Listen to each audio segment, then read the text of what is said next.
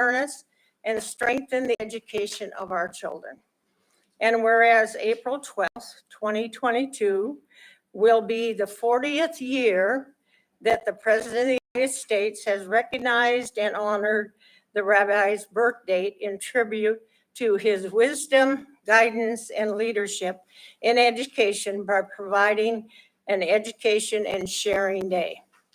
Whereas as we mature unity through encouraging increased acts of goodness and kindness, with the awareness that even one individual positive act can make a major impact in the world.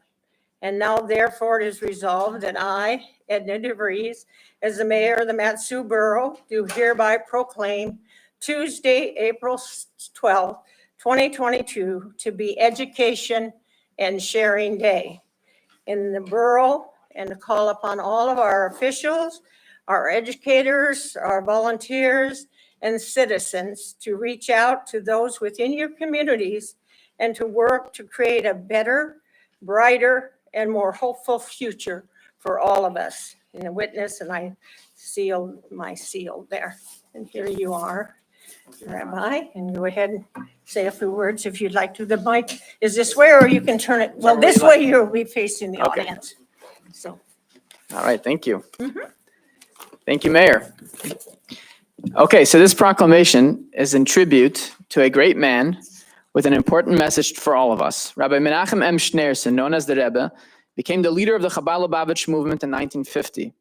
While he concentrated his efforts on rebuilding and organizing the global Jewish community after the devastation of the Holocaust, he paid great attention to the needs of all of humanity.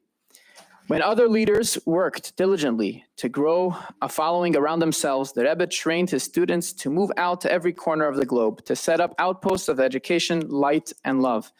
Today, the Chabad Lubavitch has representatives on every continent in the globe and in over 100 countries and in every state in the Union. The first Chabad institution in Alaska was established in 1991 and is now, most importantly, here in the Mat-Su Borough. The Rebbe's global impact is so great that he is the only rabbi to have been awarded the Congressional Gold Medal, as you heard in the proclamation, and to have a National Day of Reflection proclaimed annually in his honor. The Rebbe taught that every individual, and in fact every individual action, has an impact on the entire universe. The Rebbe emphasized the importance of education and good character and instilled the hope for a brighter future into the lives of countless people in America and across the globe. The Rebbe taught that education in general should not be limited to the acquisition of knowledge and preparation for a career. Instead, the educational system should pay more attention, indeed the main attention, to the building of character, with emphasis of moral and ethical values, specifically those which have been the bedrock of society from the dawn of civilization, when they were known as the 7 Noahide laws, transmitted through God to Moses at Mount Sinai. Over the last 4 decades, the U.S. Congress has set aside Education and Sharing Day, and it's proclaimed annually by presiding U.S. presidents from both parties on the Rebbe's birthday, which is 4 days before the Jewish festival of Passover, in tribute to his commitment to teaching the next generation of Americans the values that make our country strong. This year, we are celebrating 120 years since the Rebbe's birth, and it is observed this year on Tuesday, April 12th. This day provides Americans the opportunity to pause and recognize our responsibility to ensure that our young people have the foundation necessary to lead lives rich in purpose and fulfillment. Education and Sharing Day is about creating conversations.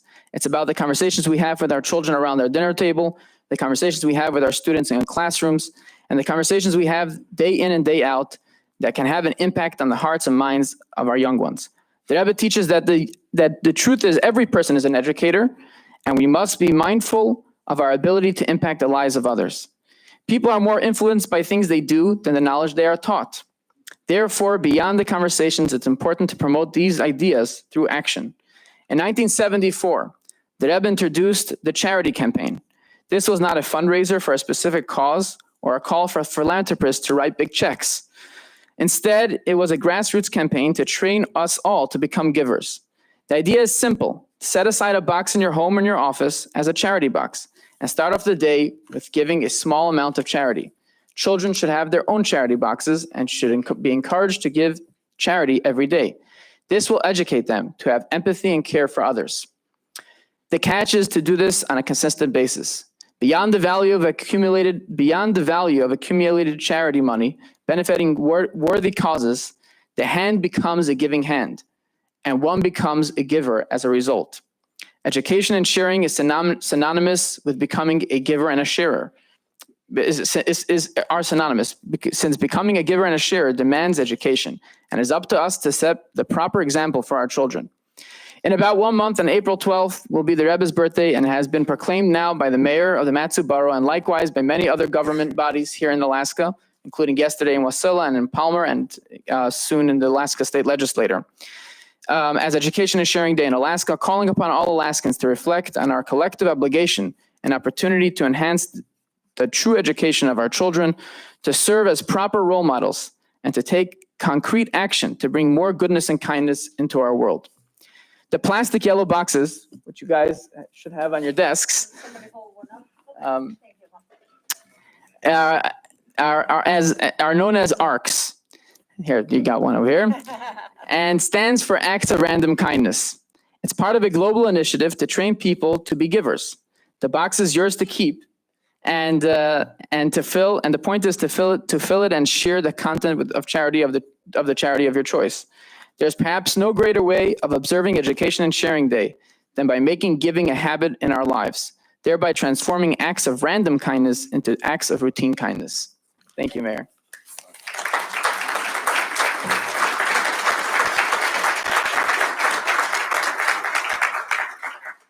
Those standing in the back of the room, we do have plenty of chairs over here if you want to sit down.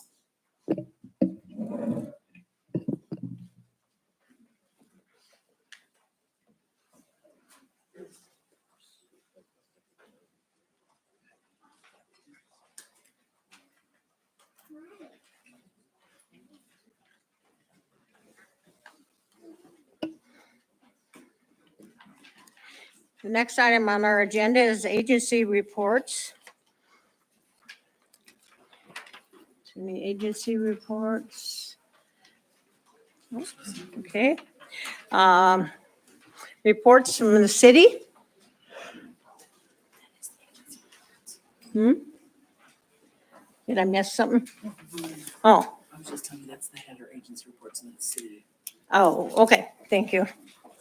The Mat-Su School District. I thought I saw a board member here earlier, but maybe he prefers not to speak. Okay, State of Alaska, sir.